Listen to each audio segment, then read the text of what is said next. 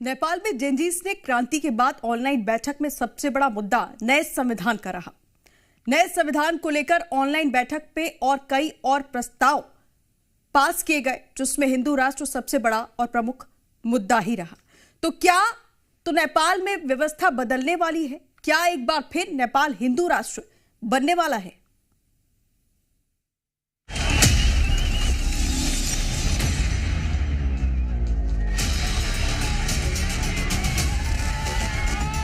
India को चाहिए, मेरा इंडिया से रोटी बेटी का संबंध है।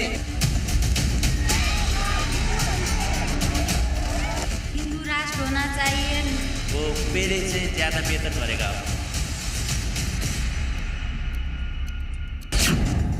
नेपाल में क्रांति, अब हिंदू राष्ट्र की मांग उठी।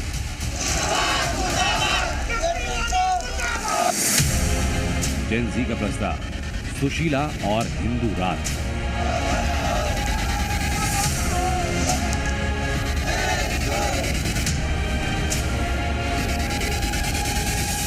नेपाल में जेन जी के हिंसक प्रदर्शन के बाद अब सेना ने नेपाल की कमान संभाली।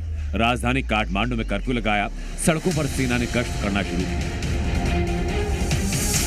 अब प्रदर्शनकारियों और सियासी पार्टियों के बीच अंतरिम सरकार के गठन पर सहमति बनी, जिसमें सबसे ज्यादा समर्थन नेपाल की पहली महिला चीफ जस्टिस सुशीला कार्की को मिला। प्रधान न्यायाधीश सुशीला कार्की जो है वो आपका इंडिया में भी पढ़ा लिखा है, उसका श्रीमान भी उधर है। इंटरव्यू मैं सुना था, बहुत अच्छे लोग हैं। और क्या बोला है, जब जेनजी भी बोला है कोई राजनीतिक दल का पोजीशन का लोग नहीं, स्वतंत्र और अच्छा सभी का प्रधानमंत्री बनना चाहिए। सुशीला का नाम आया है। सुशीला कार्की को कार्यवाहक प्रधानमंत्री बनाने के साथ हिंसक प्रदर्शनों के बाद हुई वर्चुअल बैठक हुई, जिसमें बड़ी संख्या में जेनजी प्रदर्शनकारी, सेना और अलग अलग पार्टियों के नेता शामिल हुए। इसमें कई प्रस्ताव हुए। प्रस्ताव: नेपाल की संसद को भंग करना, 2 महीने में नया संविधान तैयार करना, 6 महीने में संसदीय चुनाव करवाना और नेपाल को हिंदू राष्ट्र बनाना।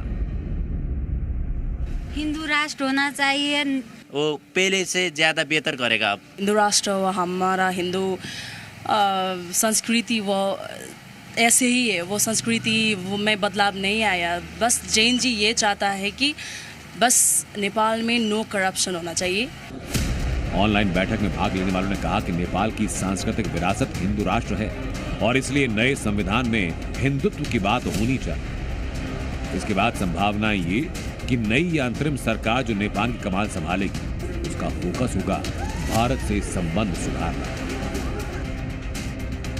आंदोलनकारी, उनके समर्थक भारत से अच्छे रिश्तों की मांग कर रहे हैं और इसलिए नेपाल में जेन जी की क्रांति के बाद लोगों की उम्मीद कि अब नेपाल फिर भारत के साथ चलेगा, एक नया इतिहास रचेगा।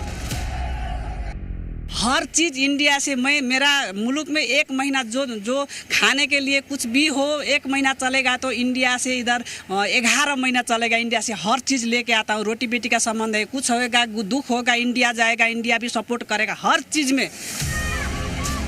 इस्तीफे के बाद न ओली और न उनकी पार्टी का कोई भी नेता अभी तक सामने आया, जबकि दूसरी तरफ प्रदर्शनकारी ओली और उनकी सरकार में शामिल नेताओं के इस्तीफे के बाद उनकी गिरफ्तारी के साथ नेपाल में अलग व्यवस्था बनने की तरफ बढ़ रहे हैं, जिसमें नया संविधान और हिंदू राष्ट्र मुख्य है।